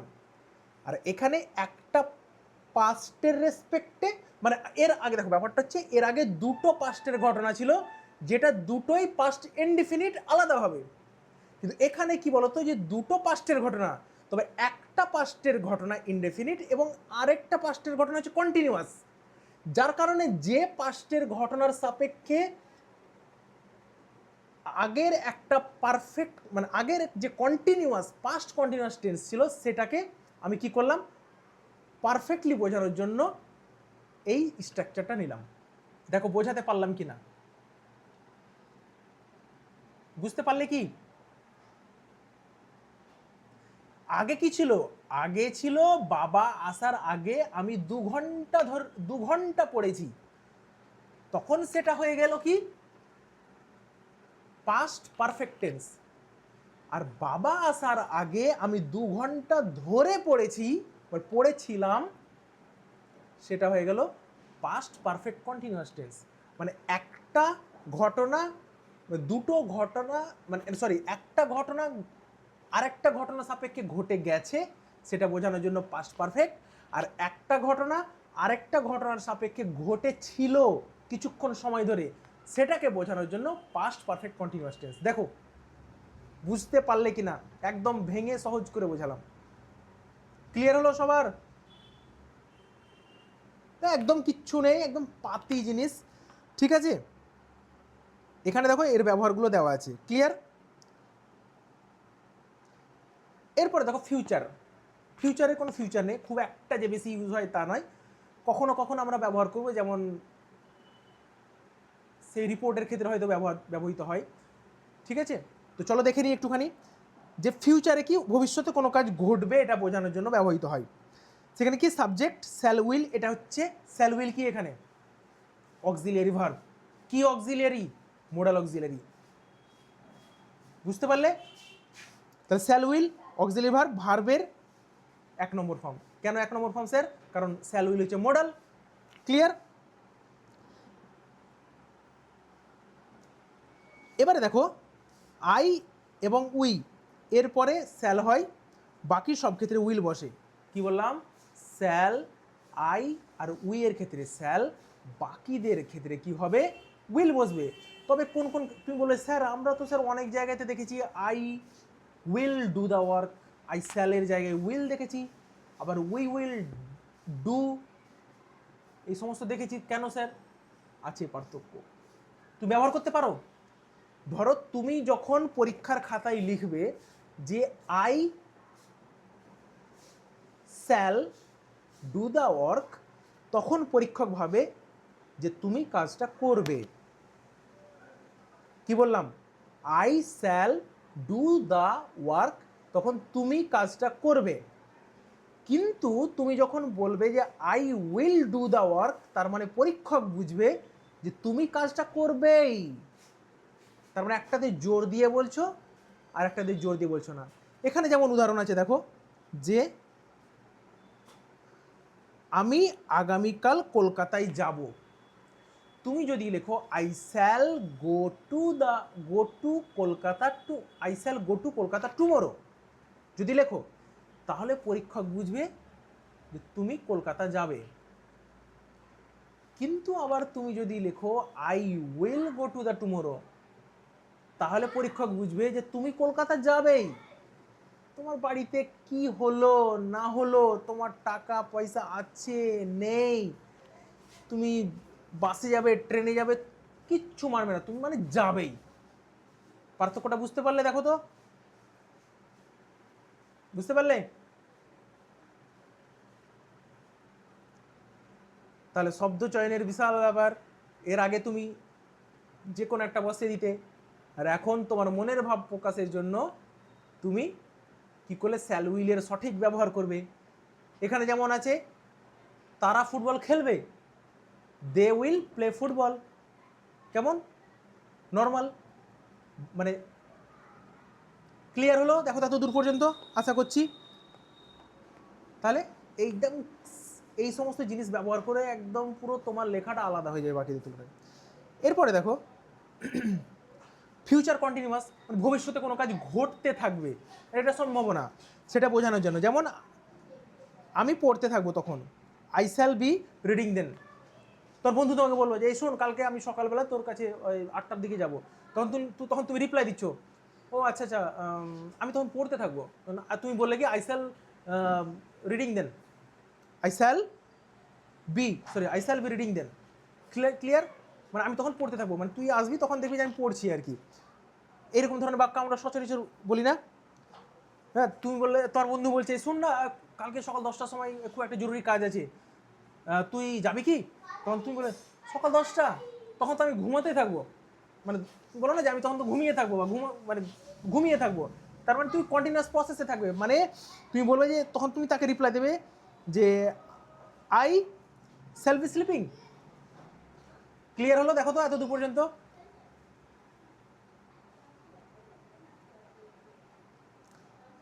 তারপর দেখো ফিউচার পারফেক্ট, মানে ভবিষ্যতে কোনো কাজ যদি মানে ঘটে থাকবে, একদম পুরো পারফেক্টলি ঘটে থাকবে, তখন সেটা হচ্ছে পারফেক্ট টেন্স। যেমন ধরো তুমি বলো না, মানে তোমার বন্ধু তোমাকে বলছে যে তোকে দিয়ে কোনো কাজ হবে না, তোকে যখনই দিই তখনই তুই লেট করিস, তখন তোমার ভীষণ হলো যে আমার সম্পর্কে এরকম বলবে, আমার মতো ছেলে যে কখনো মানে লেট করে না কোনো কিছুতে, মানে তার সম্পর্কে এরকম কথা বলবে। তখন তুমি কি বলবে? তখন বলবে যে আমি বিকেল 5টার মধ্যে কাজটা, তুই দেখিস আমি বিকেল 5টার মধ্যে কাজটা শেষ করে ফেলবো, এরকম তোমরা ব্যবহার করো না শব্দ।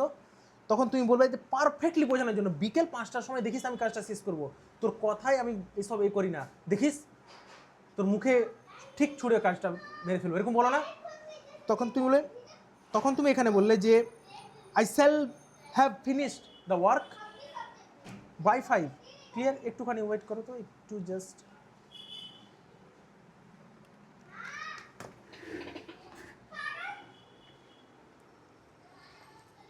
ए चिल्लाती क्यों हो यार, क्या कर रहे हो?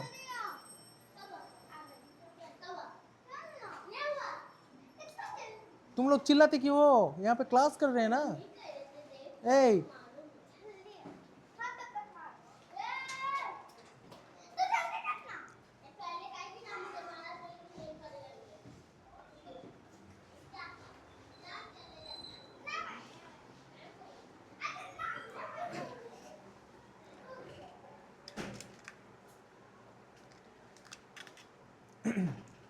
তো যাই হোক, তাহলে বুঝতে পারলে সবাই, আশা করছি মানে আগের তুলনায় একটুখানি হলেও শিখলে যে কীভাবে ব্যবহার করবো, কীভাবে আমরা উত্তর দেব। ক্লিয়ার? এত দূর পর্যন্তই, ঠিক আছে? বাকি আর তেমন কিছুই নেই এখানে, বুঝতে পারলে? টেন্সে যা কিছু শেখালাম এতে এনাফ। টেন্সের তোমার ভালো বাক্য গঠন করার জন্য, তোমার মনের ভাব প্রকাশ করার জন্য যথেষ্ট। ক্লিয়ার এত দূর পর্যন্ত?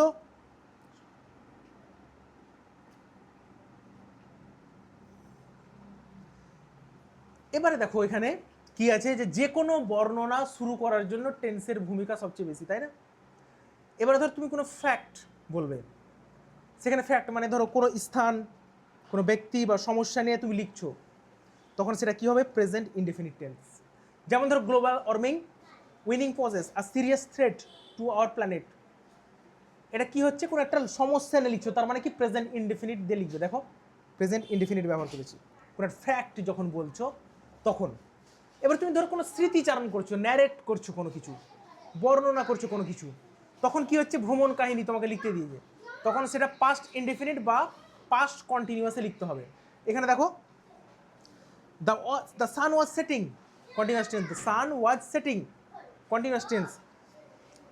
When we reached the hilltop, যখন আমরা মানে হিলটপে পৌঁছেছিলাম।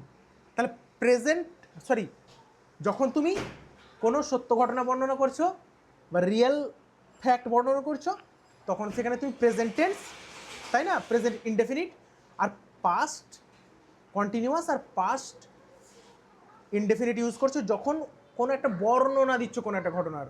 দেখো ক্লিয়ারলি বুঝতে পারছো? বা স্মৃতিচারণা করছো, এগুলোই তো দরকার, তাই না? কারণ তুমি তো টেন্স শিখলে, কিন্তু তুমি কোথায় কি ইউজ করবে সেটা তো তোমার জানা দরকার।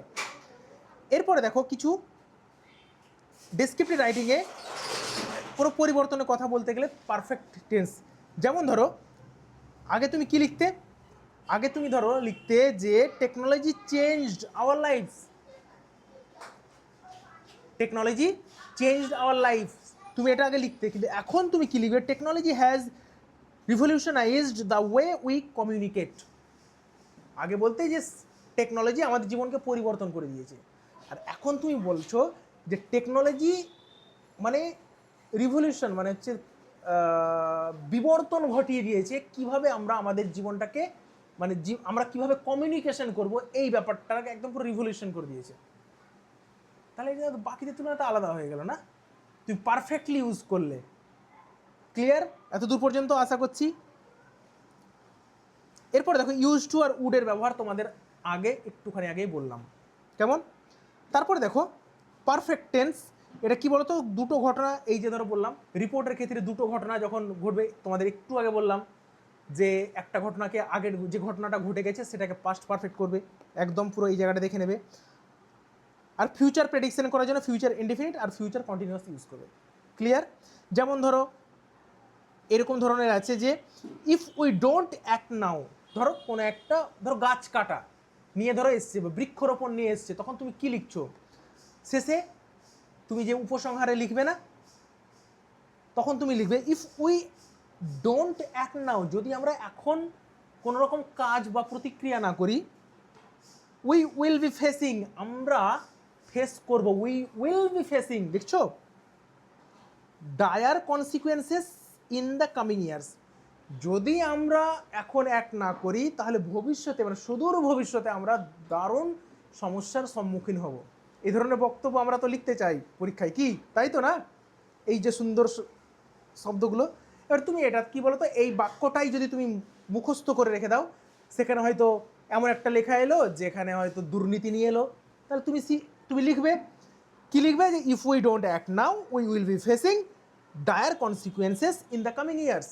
তোমাকে এলো যে রাস্তার অ্যাক্সিডেন্ট, সেখানে তুমি এটা লিখতে পারো। নারী নির্যাতন দিয়ে যদি আসে, এই বাক্যটা তুমি সেখানেও লিখতে পারো। ধরো পাহাড়ে ধস, সেখানেও তুমি লিখতে পারো। রোড অ্যাক্সিডেন্ট হচ্ছে, সেখানেও লিখতে পারো। গ্লোবাল ওয়ার্মিং দিয়ে এসছে, সেখানেও লিখতে পারো এই বাক্যটা। তাহলে এই বাক্যটা কি হচ্ছে স্যার? মাস্টারপিস। তাহলে একটা বাক্য তো পেয়ে গেলে, এখানে তো হয়তো 10টা শব্দ তুমি পেয়ে গেলে। তাহলে এই জায়গাটা যদি মুখস্থ করে রাখো, যেমন সুন্দর হচ্ছে তেমন তোমাকে ভাবতেও হচ্ছে না, তুমি সমস্ত জায়গাতেই চিপকে দিতে পারছো। কি বলছো, হবে তো নাকি?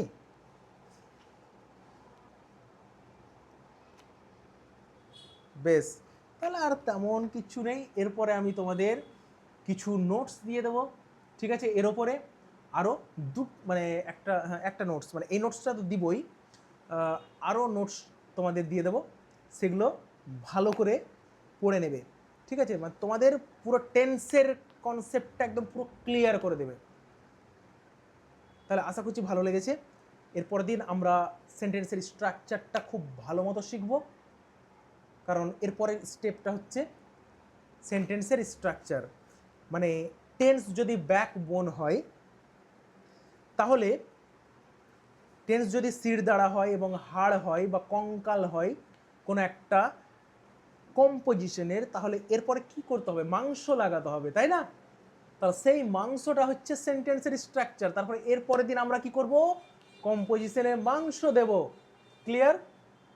শেষের দিন আমরা প্রাণ দেব একটা কম্পোজিশনে। কি মনে হয়, বুঝতে পারলে?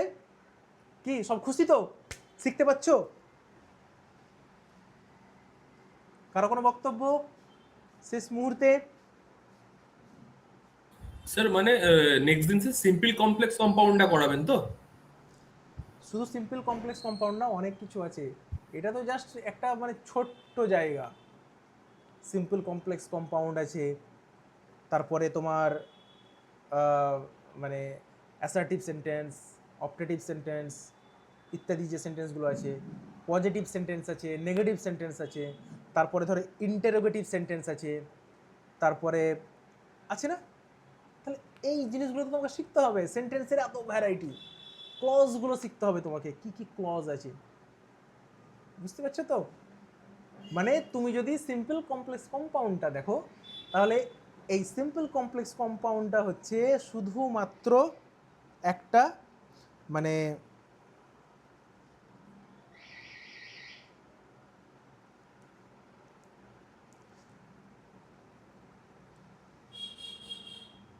মানে সিম্পল কমপ্লেক্স কম্পাউন্ডটা যদি দেখো, তাহলে এটা হচ্ছে শুধুমাত্র মানে এই পুরো বডিটা, শুধুমাত্র মানে হাতে পায়ে মাথায় যে মাংস সেটা বাদ পড়ে গেল, বুঝতে পারলে? তুমি ভাবো তো তোমার বডিতে পুরো মাংস আছে, আর হাতগুলো শুধু কঙ্কালের মতো, পাটা কঙ্কালের মতো, তাহলে কেমন লাগবে? আর মাথায় একটা খুলি শুধুমাত্র, ভালো লাগবে দেখে? বুঝতে পারছো নীলাঞ্জন? তার মানে তোমাকে কি করতে হবে? তোমাকে প্রত্যেকটা জায়গা ঠিকঠাকভাবে লিখতে হবে। তারপর আমরা অ্যাপোজিশন শিখব, ঠিক আছে? যে কিভাবে মানে প্রকাশ করতে হয়, দারুণ লাগবে, মজা পাবে। তাহলে আজকে শিখতে পারলে তো যথেষ্ট, আশা করছি। বেশ, তাহলে আমি তোমাদের নোটসটা দিয়ে দেবো, তোমরা কাজে লাগাবে, কেমন? বেশ, ঠিক আছে, তাহলে চলো আজকে এই পর্যন্তই। দেখা হচ্ছে পরবর্তী ক্লাসে। নিজের খেয়াল রাখবে, আর good night and love you all. ভালো থেকো।